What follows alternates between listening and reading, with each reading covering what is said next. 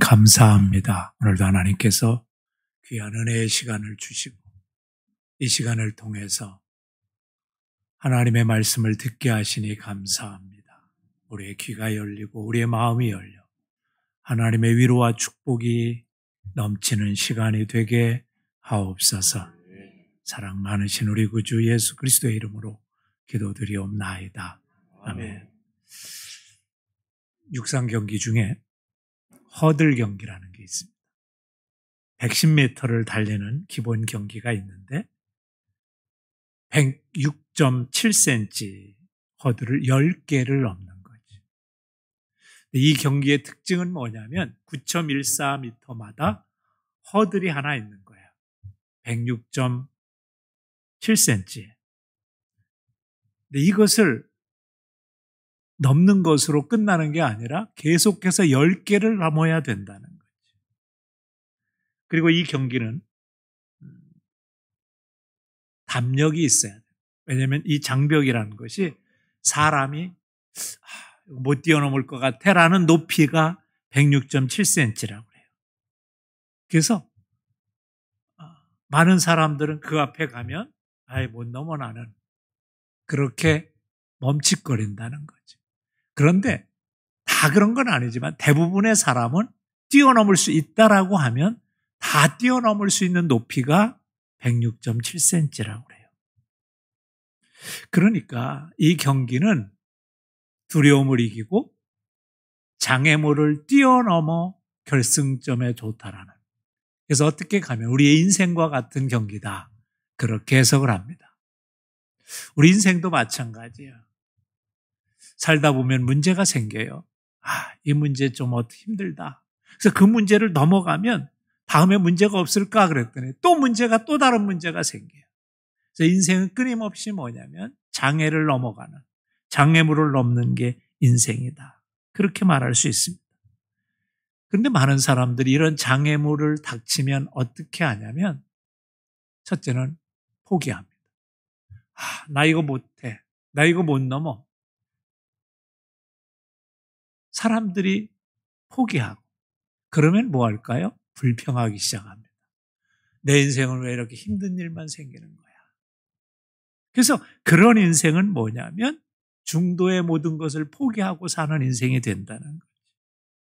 그런데 문제는 오늘 우리의 현실에 이런 장애물은 계속해서 생기고 있다는 거예요.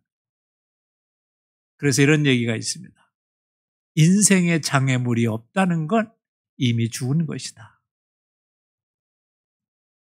그래서 우리는 하나 인정해야 됩니다. 우리가 이 세상에 살면서 어떤 장애물이든지 우리 앞에 장애물이 있게 마련이다. 그리고 그것은 내가 살아있다. 그것이 질병의 장애물일지 물질의 장애물일지 인간관계의 장애물일지 몰라요. 그런데 오늘 성경은 그런 장애물을 이길 수 있는 특별한 비밀이 있다는 거예요. 오늘 20절에 이렇게 시작합니다. 하나님이 그 산파들에게 은혜를 베푸시니, 하나님이 그 산파들에게 은혜를 베푸시니 그 산파들에게 당한 그 위기를 이길 수 있었다는, 그 장애물을 극복할 수 있었다는 거예요. 보통 은혜라는 말은 카리스라는 단어를 쓰기도 하고 헤세드라는 단어를 쓰기도 하고 헨이라는 단어를 쓰기도 하고 라하빔이라는 단어를 쓰기도 합니다. 근데 이걸 종합적으로 해석하면 이런 뜻이에요. 하나님이 자신의 백성들에게 베풀어 주시는 하나님의 값없는 사랑. 그러니까 하나님의 백성들, 하나님의 자녀라고 우리를 부르셨기 때문에 우리에게 하나님은 은혜를 부어주시길 원하십니다. 근데 이 은혜가 임하면 놀랍게도 우리의 인생의 장애물을 넉넉히 이길 수 있는 놀라운 신비한 힘이 우리 안에 생긴다는 거예요. 이 은혜가 오늘 여러분에게 넘치길 주님의 이름으로 축복합니다. 근데 오늘 성경은 참 특별하게도 이 은혜라는 단어가 다른 단어가 쓰여서, 흔히 구약 성경, 신약 성경에 쓰는 단어가 아닌 아타브라는 단어를 썼어요.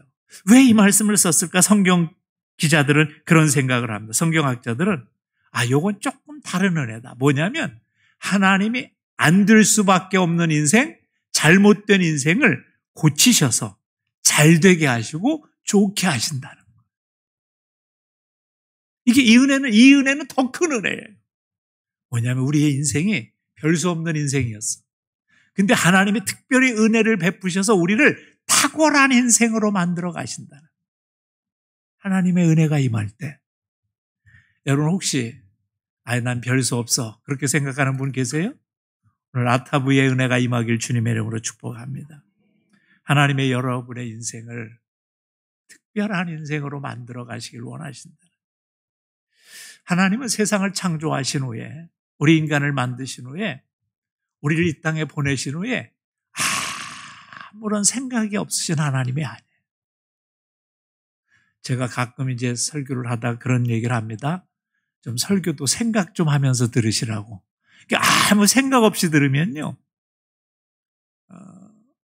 설교가 끝나고 예배가 끝나면 아무 생각도 안 나요. 오늘 하나님의 말씀이 내게 들려주시고자 하는 게 뭘까? 하나님은 분명히 그런 계획을 갖고 오늘의 말씀을 준비하신 줄 믿습니다.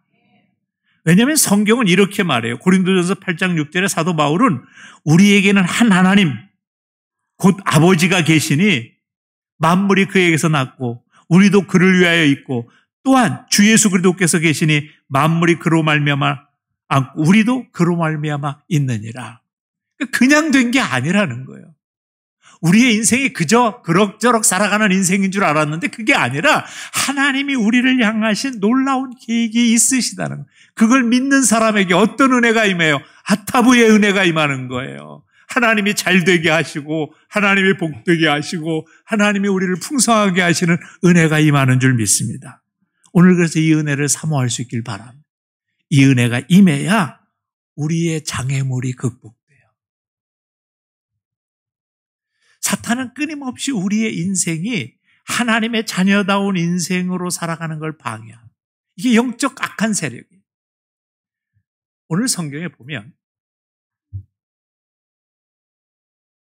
요셉으로 말미암아 야곱의 가족이 애굽으로 갔잖아요.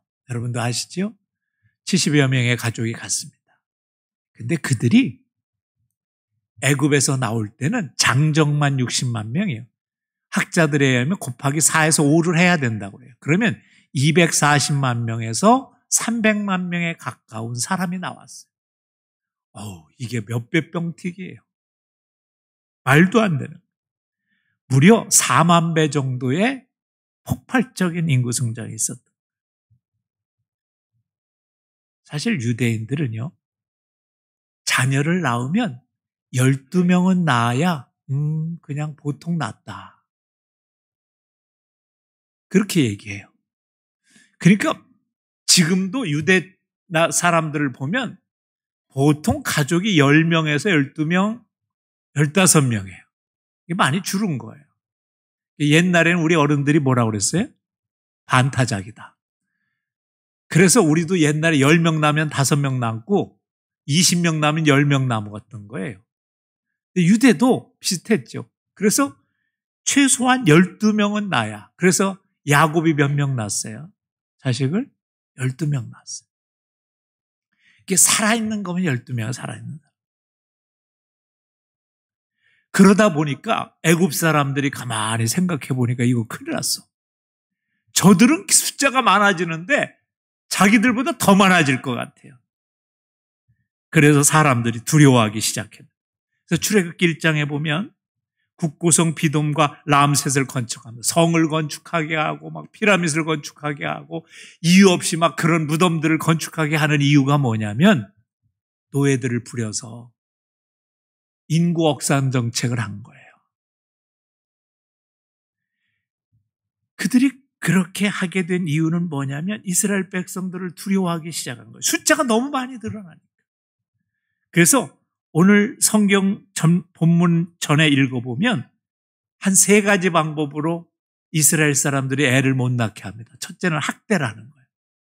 그들을 막 학대하고 멸시하고 직장에서 쫓겨내고 막 일도 못하게 하고 이렇게 방해하는 거예요. 그런데 성경 오늘 본문 1장 12절에 가서 보면 이런 말씀이 있어요. 학대를 받을수록 더욱 번성해요. 아니 더 번성해지는 거예요. 학대했더니. 이거 안 되겠다. 그래서 두 번째 방법을 씁니다. 그게 뭐냐면 산파들을 불러가지고 뭐라고 하면 아들이거든 죽이고 딸이거든 살려둬라. 아들이거든 죽이고 딸이거든 살려둬라.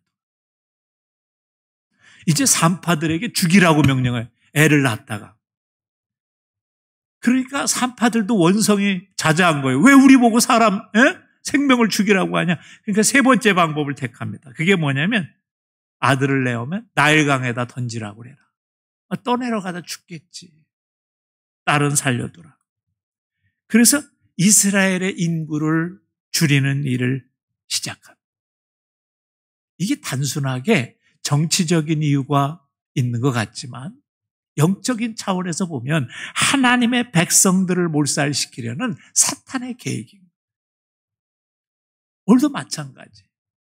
하나님의 교회가 하나님의 백성들이 잘 되는 것을 사탄은 끊임없이 방해합니다. 어떻게든 막아보려. 우리 인생을 살다 보면 그래서 하나님의 자녀들이 복되게 되어 있는데 그것을 끊임없이 사탄들은 방해하는. 그런데 오늘 성경에 보니까 하나님이 아이를 받는 산파. 여러분 요즘은 다 아이를 낳으면 산부인과에 가지만 옛날에는 다 어디에 맡겼어요? 그냥 동네에서 애 잘 받는 아줌마 있어요. 그 사람이 다 받는 거예요. 산파. 근데 그 산파에게 은혜를 베푸시니까 이스라엘 백성들이 더 번성하기 시작했다는 거예요. 여기서 번성이라는 단어가 크게 만들다 증대하다는 단어를 쓰는 그런 단어가 여기 있는데 이 단어는 언제 하나님이 말씀하셨던 거냐면 창조하시고 나서 하나님이 창조하시고 나서 뭐라고 말씀하셨냐면 생육하고 번성해라. 그때의 번성이에요. 그래서 구약 성경을 읽다 보면 하나님이 주시는 복의 첫 번째가 뭐냐면 번성의 복이에요. 풍성해지는 거예요. 한 사람이 두 사람이 아니라 네 사람, 여덟 사람, 열 사람, 20사람 이렇게 번성하는 거예요. 또 하나가 뭐냐면 땅의 지경을 넓혀주는 복이에요. 이 두 가지 복이 임하면 그 사람은 하나님의 복이 임했다고 하는 거예요. 그래서 노아의 홍수를 끝나고 나면 거기서도 뭐라고 말씀하시냐면 생육하고 번성하라. 그리고 뭐예요? 땅에 충만하라. 이건 뭐냐면 하나님의 백성을 향한 하나님의 기대와 하나님의 놀라우신 축복의 말씀을 우리에게 가르쳐 주는 거예요. 이 말씀이 언제 처음에 시작됐어요? 성경에 보면 하나님께서 아브라함을 갈대아우르 에서 부르십니다. 야, 너 내 말대로 내가 지시할 땅으로 가고 너 나 믿고 살래? 그러면 뭐라고 그랬어요? 너를 복이 되게 하겠다. 그렇게 말씀하시면서 하늘의 별처럼 땅의 모래처럼 내 자손을 많이 줄 거야. 그래서 창세기 15장 5절에 가서 보면 하늘의 별처럼 하나님의 백성들을 많게 하시겠다. 자손들을 많게 하시겠다고 축복하셨어요. 그게 하나님의 계획이셨어요. 근데 처음에는 그게 잘 안 이루어지는 것 같았어요. 그래서 답답해. 그래가지고 자기의 종을 아들로 삼겠다고 땡깡도 부리고 하갈이란 종을 취해서 이스마엘이라는 아들도 보고 그렇게 하나님을 믿지 못하는 행동을 합니다. 그러다가 어때요? 이삭을 하나님이 선물로 주셨어요. 근데 아마 아브라함은 죽기까지 그런 생각을 했을 거예요. 하나님은 도대체 내 꿈을 언제 이루어 주실까? 내 소원을 언제 이루어 주실까? 그렇지만 불과 뭐예요? 그의 손자의 때에 가서 애굽에 가서 400년이 흐른 다음에 어떤 일이 일어나요? 수백만의 자손을 그에게 허락하셨어요.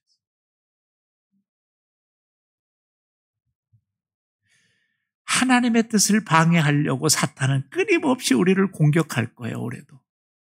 하나님의 자녀가 복을 받는 모습, 하나님의 자녀가 은혜로 사는 모습을 방해하려고 끊임없이. 그러나 하나님이 우리에게 은혜를 베풀어 주시면 우리가 그런 사탄의 방해를 다 이기고 믿음에 승리하는 역사, 번성의 복을 누리는 놀라운 축복이 우리에게 임할 줄 믿습니다. 저는 그 믿음을 가지고 올 한 해를 살아가는 복된 자들이 되시길 주님의 이름으로 축복합니다. 두 번째로 하나님께서 이 산파들에게 은혜를 베풀어 주시니까 어떤 일이 일어나냐면 백성들이 번성할 뿐만이 아니라 그들의 힘이 매우 강해졌다 그래요. 그들의 힘이 매우 강해졌다. 여러분, 이스라엘 백성은 지금 어디에 있어요? 애굽의 노예로 있어요. 어떻게 하다 보니까 처음에는 요셉을 따라 들어가서 국무총리의 그런 자손들이 됐었는데 점점 밀려서 노예가 돼서 나는 할 수 없다. 그런 인생이 됐어요. 그런데 그 연약한 백성들이 하나님의 은혜를 잊기 시작하니까 어떻게 변했냐면 강한 민족으로 변하기 시작했어요. 그래서 그들이 애굽에서 나올 수 있었던 거죠. 근데 여기서 하나님이 은혜를 베풀어 주시니 그들이 번성하고 강하게 됐다는 이 강하다는 말이 아짬이라는 히브리어를 쓰는데 이 단어가 언제 쓰였냐면 이삭에게 쓰였어요. 아비멜렉이 이삭에게 이르되 내가 우리보다 크게 강성한즉 우리를 떠나라. 창세기 26장에서 가만히 아비멜렉이 자기 동네에 들어와서 사는 이삭을 보니까 쟤는 뭘 해도 잘 돼. 아니 농사 안 잡았다고 그래서 농사 가르쳐줬더니 농사 지니까 거기서 100배가 수박 하나가 이만하고 호박 하나도 이거만하고 오이 하나도 막 이거만하고 아니 쟤는 가르쳐주긴 내가 가르쳐줬는데 아니 열매를 거두고 농사 안 잡았다는데 농사를 지니까 막 100배의 열매가 맺어져. 슬슬 약올라지는 거예요. 그리고 약올르다 못해 뭐예요? 두려워지는 거죠. 야, 쟤 내버려뒀다가 우리 땅 다 사겠네? 우리는 쫓겨가겠네? 그래서 이제 시기가 나가지고 한 일이 뭐냐면 우물을 뺐습니다. 여러분 이 우물을 뺏는다는 게 뭐가 그렇게 대단한 거냐 그럴지 모르지만 이스라엘에 가보시면 그 마른 대지예요. 그래서 우물이 없으면 양도 못 먹이고 사람 물도 못 먹이고 농사도 못 지고 아주 어렵습니다. 비가 많이 오는 데가 아니에요. 그런데 그래서 자기들 우물을 파요. 수십 번 파야 물 한 번 나올까 말까요. 그런데 저 이삭은 어디 가서 한 번만 싹 파면 물이 싹 나와. 처음에는 어쩌다가 운이 좋지 그랬더니 이게요 2번 그러고요 3번 그러면 어떻게 돼요? 저는 뭐야? 이렇게 되는 거예요. 지금 그렇게 된 거예요. 성경에만 6번 팠다고 되어 있는데 6번 파는 족족의 물이 옛날보다 더 잘 나왔다. 그러니까 아비멜렉이 두려운 거예요. 야, 이게 무슨 이런 놈이 다 있어? 그래서 그가 이삭을 찾아옵니다. 그리고서 뭐라고 했냐면 창세기 26장 29절에 이렇게 했네. 너는 우리를 해하지 말라. 야, 너 우리 뭐라고 해코지하지 마. 내가 옛날에 너한테 잘못한 거 다 용서해 줘. 어? 그렇게 얘기하는 거예요. 그리고 뭐라고 얘기하냐면 우리가 너를 범하지 아니하고 선한 일만 내게 행하여 내가 평안히 가게 하였습니다. 옛날에 우물 뺐고 이런 건 다 잊어버리고 사람은 그렇잖아요. 자기가 잘해준 건 기억하지만 자기가 잘못한 건 다 잊어버려요. 그래서 이런 말이 있어요. 때린 놈은 잊어버리고 맞은 놈만 기억한다. 여러분 초등학교 때 가만 보세요. 옛날에 제가 어떤 프로그램을 보니까 초등학교 친구들을 찾는 프로그램이 옛날에 있었어요. 근데 거기서 보면 참 신기한 게 있어요. 맞은 놈은 다 기억하는데 때린 놈은 하나도 기억 못해. 그러니까 아비멜렉이 자기가 우물 뺐고 막 이렇게 해코지한 건 생각 안 하고 우리가 너한테 선을 행했더니 너 평안히 가라. 그러면서 뭐라고 그러냐면 이제 너는 여호와께 복을 받은 자니라. 아니 하나님을 믿지 않는 사람이 와서 너는 하나님의 복을 받은 자니 우리에게 관대해라, 관용을 베풀어라, 우리 좀 봐줘라, 그렇게 얘기하고 있는 거예요. 이때 쓰인 말이 뭐냐면 지금 이스라엘 백성에게 하나님의 은혜가 임할 때 나타난 현상인 거죠. 그러니 얼마나 대단한 거예요. 근데 지금 이스라엘 백성의 현실은 또예요. 아무것도 아니에요. 군대도 없어요. 경제적인 힘도 없어요. 아무런 정치적인 힘도 없어요. 그런데 놀랍게도 하나님이 선포하시는데 뭐에는 하나님의 은혜가 임하면 너희가 어때요? 번성하고 너희가 강해지리라. 오늘 우리도 마찬가지. 내가 내 자신을 볼 땐 별 수 없어요. 배운 것도 없고 가진 것도 없고 별 수 없다고 생각하지만 하나님이 임하면 역사가 일어남을 믿습니다. 오늘 이 놀라운 역사가 우리에게 임하기 위해서 우리가 뭐예요? 하나님의 은혜를 사모하고 하나님의 은혜의 힘으로 가야 돼요. 어떤 일을 하다 보면 대부분의 사람들이 이래요. 아유, 목사님, 우리 돈도 없고 요즘에 경제적으로. 아니 근데 맨날 그런 사람은 왜 경제가 맨날 어렵냐고. 제가 지금까지 살면서요, 경제가 안 어려웠던 적이 없어. 그 사람은 50년 60년 계속 어려웠어. 지나고 보니까 그때가 괜찮아. 또 긍정적인 사람은, 믿음이 있는 사람은 뭐냐면 언제나 뭐예요? 우리가 할 수 있습니다. 사도 바울은 그래서 이렇게 고백한 거예요. 내게 능력 주시는 자 안에서 내가 모든 것을 할 수 있느니라. 인류의 역사 속에서 큰 일을 한 사람들은 다 어떤 사람들이었냐면 무능력을 가능하게 능력으로 바꾼 사람들이에요.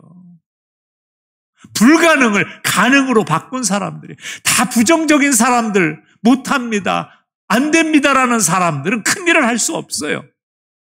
제가 늘 얘기하는 게 빌립의 얘기를 종종 하잖아요.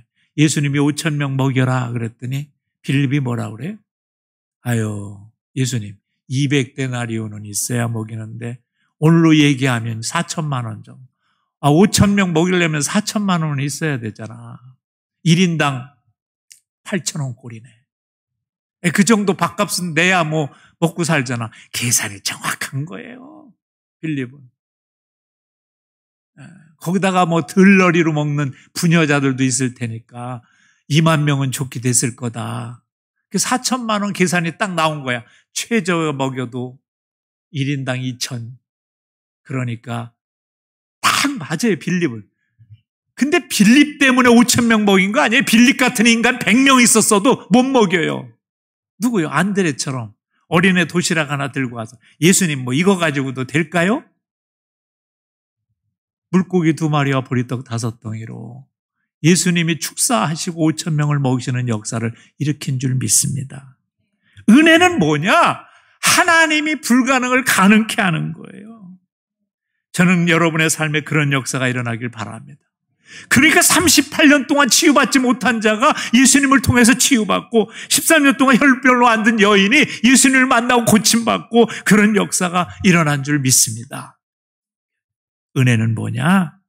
무능한 자를 능력 있게 만드는 것. 우리의 인류 역사를 찾아보면 그래요. 에브라함 링컨은 초등학교 중퇴자입니다. 초등학교 중퇴자가 대통령이 된다는 건 상상할 수도 없는 일이에요. 그런데 그는 꿈을 꿨어요. 하나님을 의지했어요. 무능력을 능력으로 바꾸는 역사가 일어난 줄 믿습니다. 하나님의 은혜가 임하면 그렇다는 거예요. 그래서 여러분, 고린도전서 1장 27절에서 사도 바울이 이런 얘기를 합니다.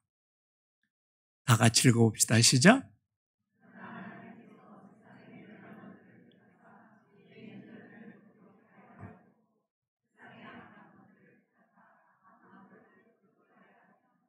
하나님은 그러신 분이에요.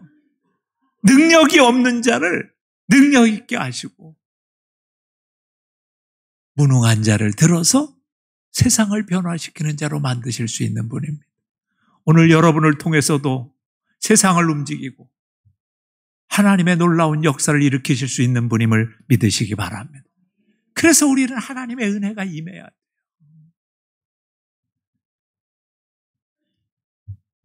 세 번째로, 은혜는 허물의 장애를 극복하고 우리를 흥왕하게 한다고 말합니다. 21절에 가서 말씀을 보면 이런 말씀이 있습니다. 출애굽기 1장 21절 말씀 보면, 그 산파들은 하나님을 경외하였으므로, 다 같이 읽어봅시다. 시작.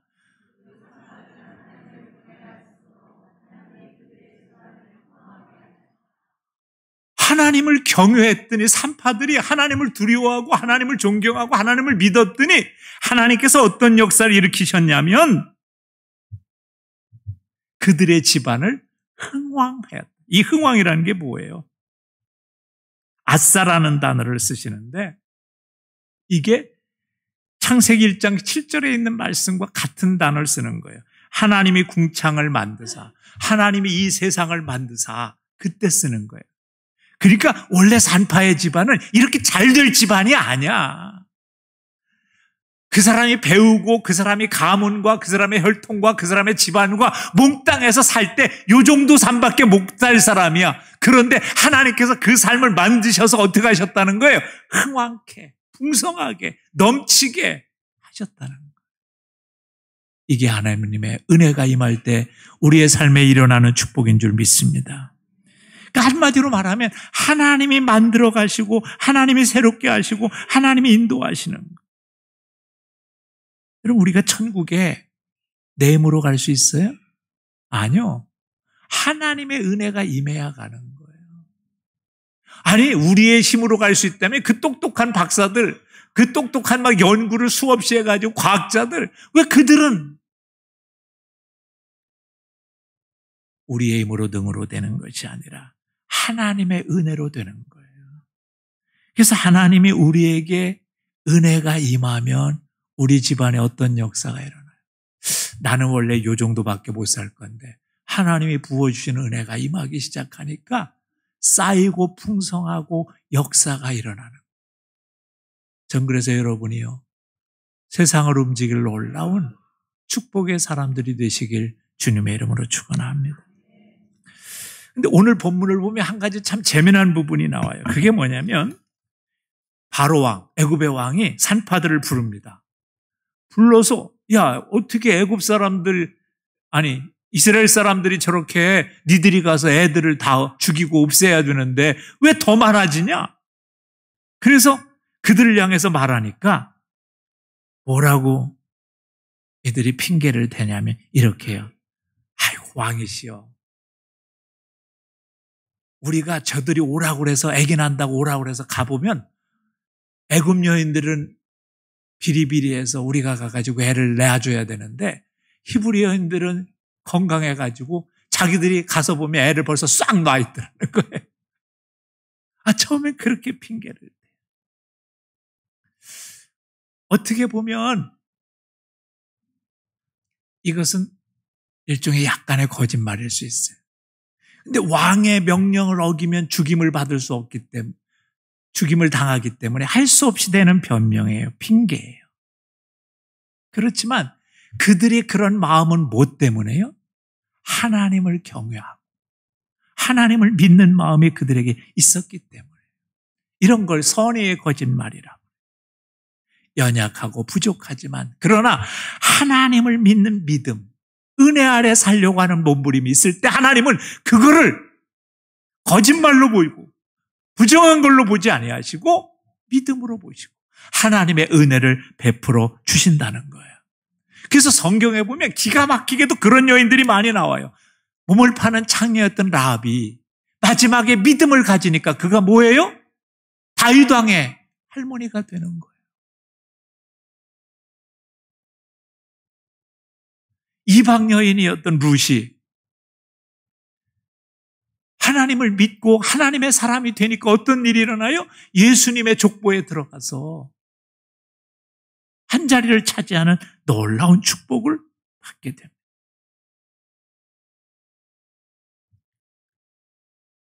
성경에 보면요, 선교 중에 도망갔던 마가, 그가 마가복음의 위대한 저자가 될 수 있었던 것. 하나님의 은혜가 임하면 우리가 연약하고 부족하고 실수하고 그랬던 인생들을 하나님이 회복시켜 주시는 것을 믿습니다. 그래서 우리가 알아야 되는 게 있어요. 올 한 해 우리가 살아가면서 뭐예요? 하나님의 은혜를 사모해요. 하나님의 은혜가 우리에게 임하게 하옵소서. 이 은혜는 놀라운 힘이에요. 신비한 힘이에요. 우리의 무능력을 능력으로 바꿔주고 우리의 허물을 덮어주고 그리고 사탄의 공격을 이기게 하는 놀라운 능력이 있음을 믿습니다. 그래서 사랑하는 성도 여러분, 이제 마지막 말씀을 드리려고 합니다. 여기서 우리가 깨달아야 되는 게 있어요. 인생은 뭐예요? 장애물의 연속입니다. 그걸 인정하셔야 돼요. 그러나 그것을 넘게 하시는 분은 누구다? 하나님이시다. 그 하나님의 은혜가 임할 때 우리는 넉넉히 그 장애물을 극복하며 살 수 있다는 사실을 믿고 여러분 안에 있는 약점, 허물, 그리고 여러분 안에 있는 능력 없는 부정적인 생각을 극복하고 은혜로 승리하는 2024년도가 되시길 주님의 이름으로 축복합니다. 기도드립시다. 하나님 감사합니다. 새해는 은혜로 살게 하옵소서. 우리 다 같이 한 음성으로 잠깐 동안 기도합니다. 하나님 아버지 감사합니다.